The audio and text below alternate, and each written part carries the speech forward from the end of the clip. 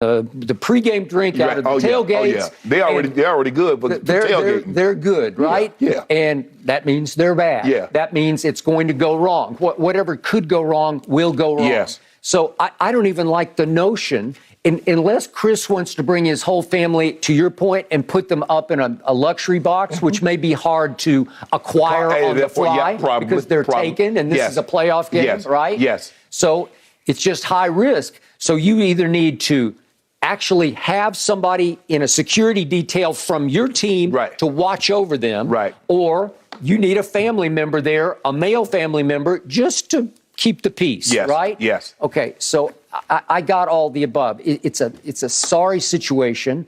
The Mavericks look like but from their statement, they're just embarrassed by it. Right. But it should be. That's somebody's mom, and you being disrespectful to somebody's mom. Hopefully they didn't get out of hand and started calling her out of her name and things of that nature. But to shove or to push or somebody shoved or to push, that's unnecessary. Okay. But Skip, you know how it goes, Skip. I know, and here's how this game went. Early on, Luka just flies into DeAndre Ayton, and he wanted a foul, and it could have been an offensive foul, and they just decided to no-call it. Right. And he gets up, and he does what he usually does. He's whining and screaming to the referee, and all of a sudden, you got a technical foul. And I'm like, wow, they just called a tech on Luka early in this game. And then what happened? Dorian Finney-Smith goes berserk in the first half and makes, what would he make, 6 threes, I think, in the first half, but he ended up with 8 for the game. Right. And they make 20 for the game. They had 12 in the first half.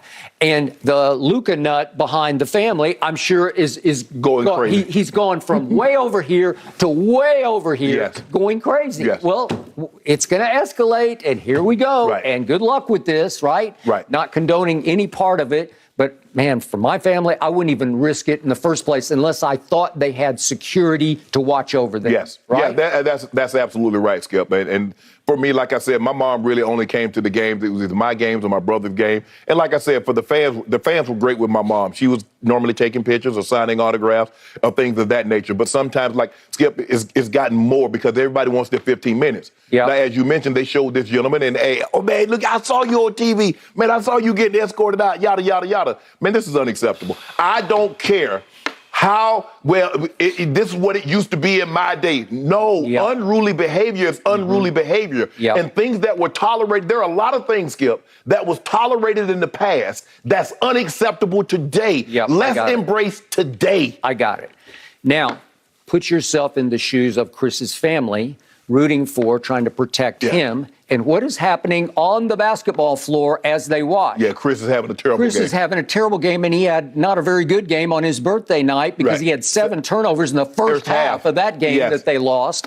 And then in this game, he winds up with 6 fouls and 5 points on 4 shots, 4 total shots. He is the closer, as we know, for the Phoenix Suns.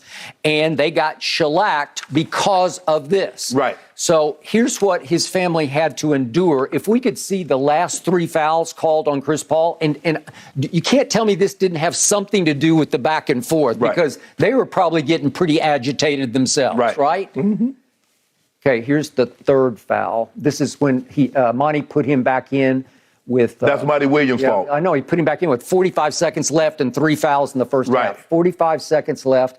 And it's close, and Luka falls on the floor. That's a Chirs Paul special. How many times Chirs Paul got that call, Skip? Okay, and here's the next one. Okay, I thought this was legal. They're now calling it the other way, but... That's the Trae Young. Okay, for me, I grew up with this. This is a basketball play. If you have the ball, you have the right.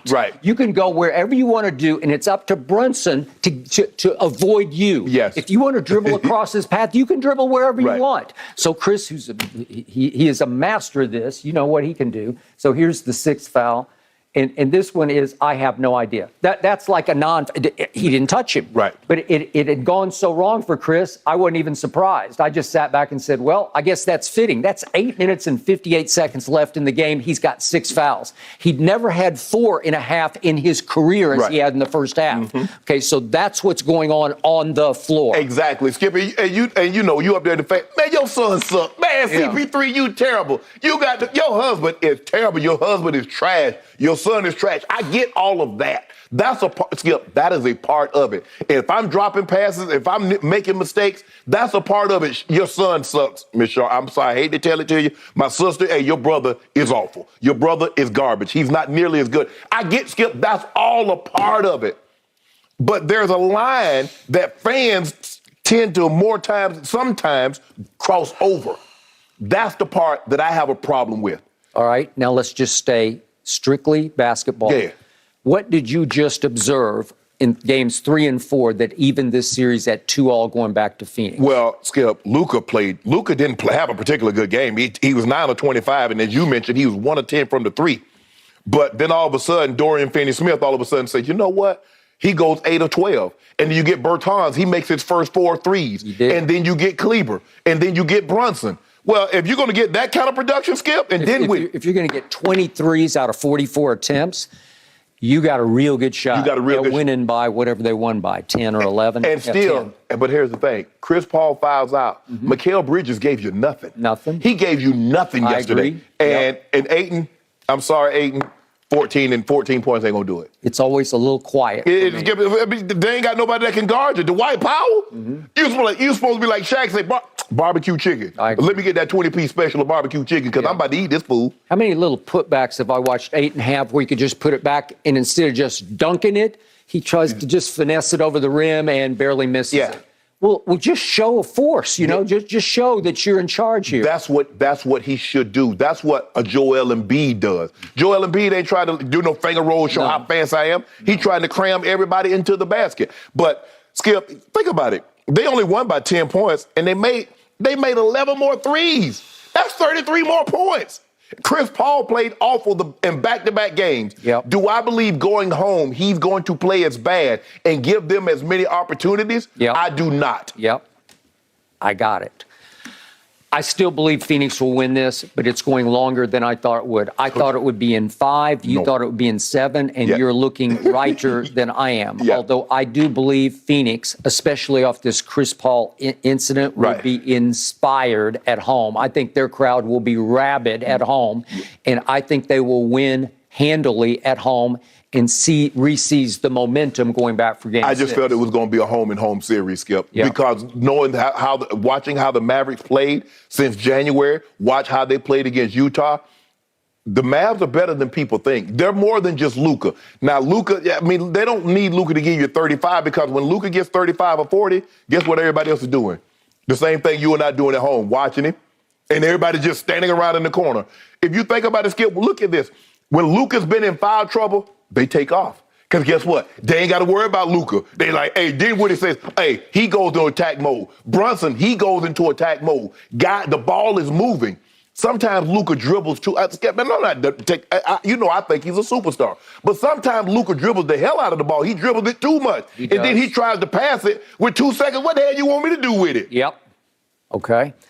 So, in the end,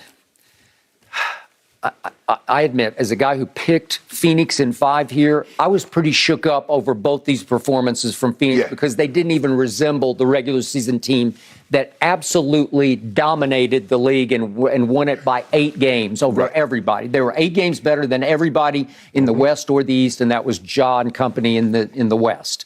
So the point is, in the end, they got to snap back out of it because now I'm not completely sold on them the way I was before. Because it's starting to look like they go as Chris goes, and he went south in both those games. They did, and what they done, if I'm not mistaken, they put Reggie Bullock on Chris Paul, and he's picking him up 94 feet. Yeah, he has. He's been playing hard. And as Luka,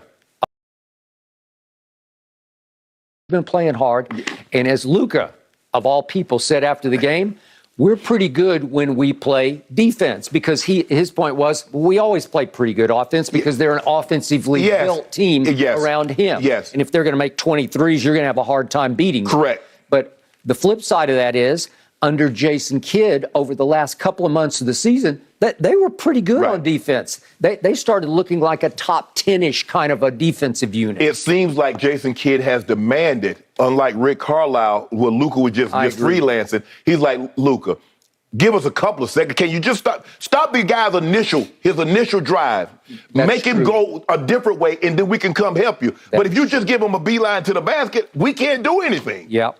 So in the end, I still got Phoenix, but I don't love Phoenix the way I did. I was a little shell-shocked. So you're more apt to believe me going 7 games as opposed to this thing ending in, could it end in 6?